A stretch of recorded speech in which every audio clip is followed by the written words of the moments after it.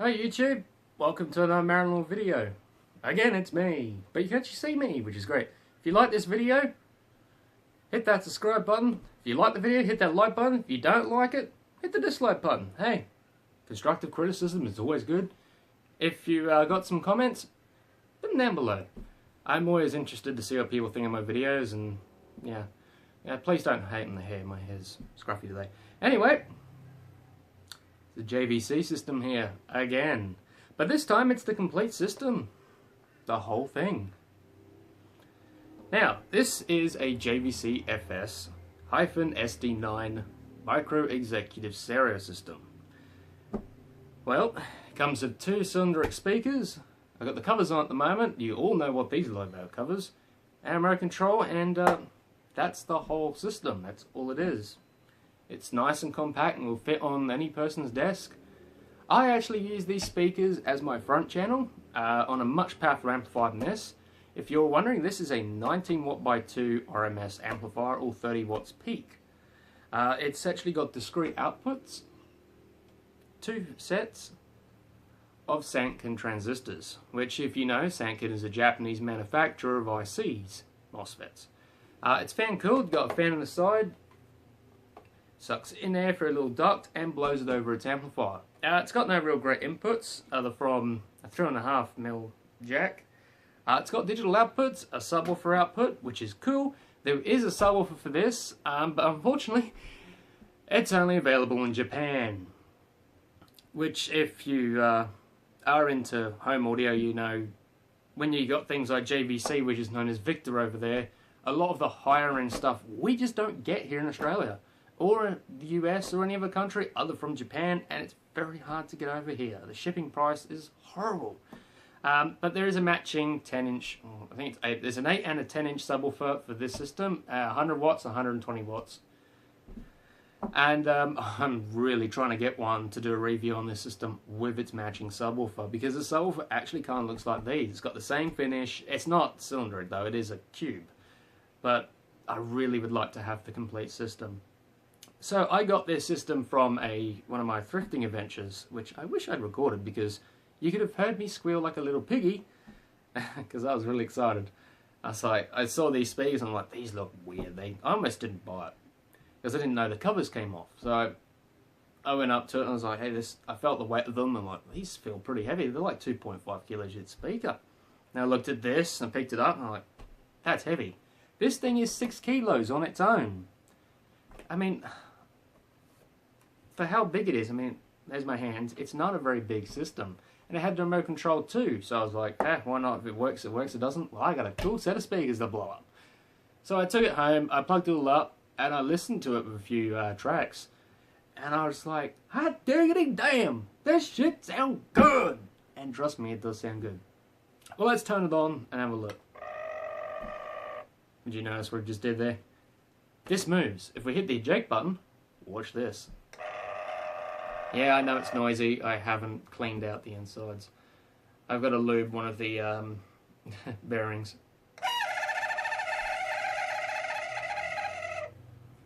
Yep. But as you can see, when you do press the button, turn it on, this whole thing moves forward, exposing its buttons. Volume, clock, timer, your CD controls, multi-function controls apparently, a bass boost button, which kind of threw me off about the system, because most time high-end systems don't have bass boost. But this system sold for, well, I think it was just over $1,000 here in Australia. So for what you're getting here, this is a very expensive system, and price-wise, this is on the same lines as Bose for pricing. It sounds much better. So you got a MD or AUX. Now, the MD part kind of got me. I'm like, mini discs? The small little digital discs? Yeah, that's what it's actually for. It's got an input on the back for it. So which made me think this is newer than the 90s, which, you know, you've seen a few people do videos on these speakers, you know, and they were like, oh, they're like mid-90s. No, that's the thing. This system was made in 2001 to 2005, and there are other systems following it, but they're not as good. They're a bit more tacky. They dropped the cylinder design and tried other cone materials. Some of them actually worked really well. I did have a pair of them years ago, but not in the cylinder form, in the square form with the, I think they had the aluminium cone drivers. There are multiple versions you can get, but this is the one I have, and I love it. So, as you can see on the front of the screen here, it's got lights. There's lights up here. This whole thing here lights up. You may not be able to see it because I have two 10-watt LEDs firing at my face. I'm probably going to get suntan from this. Alright. Now, it has a remote control. It has everything on it you need. It can also interface with other remote controls. You can change, like for instance, the display type. You got your volume, which I have no idea what it's set to. Pause.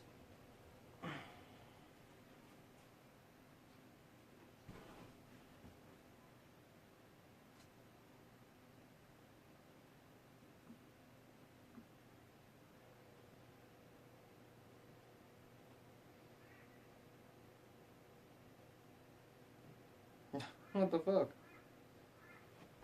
I'm gonna put this in the blooper reel too.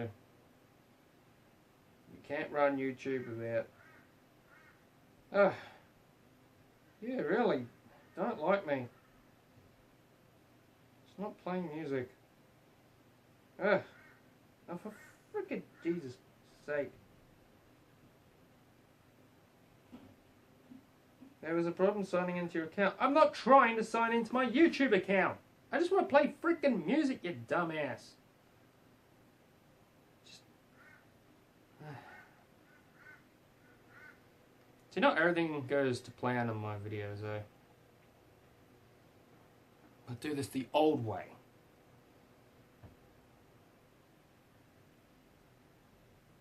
Yeah, I'm well aware. Thanks for telling me.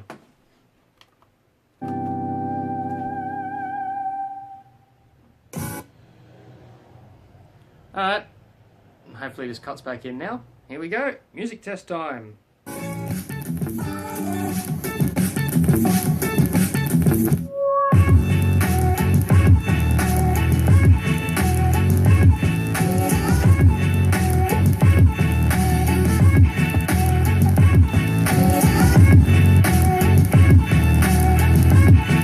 off the bass boost. Sounds a bit more natural like that. Up the treble, down the treble.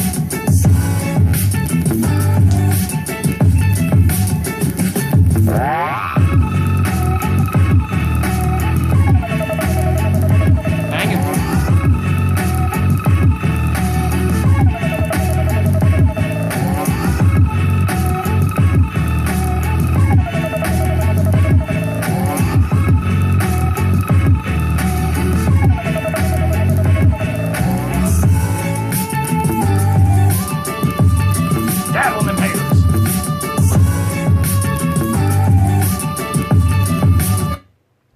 It sounds good. This amplifier actually suits it very well. You'd think 19 watts just wouldn't be enough, but it really holds its own, and it can get loud. Now, I'm going to jump behind the camera. I'm going to continue playing the song. I'm going to change some settings on it while you're all watching, and yeah, I'm not going to edit this, because, you know, you can see it's all plugged up, and I don't want anyone thinking that, hey, he's changing things. So, I'm going to continue playing. I'm behind the camera again. Bass control. Treble. Bass boost off. Bass boost on. Now I crank this one.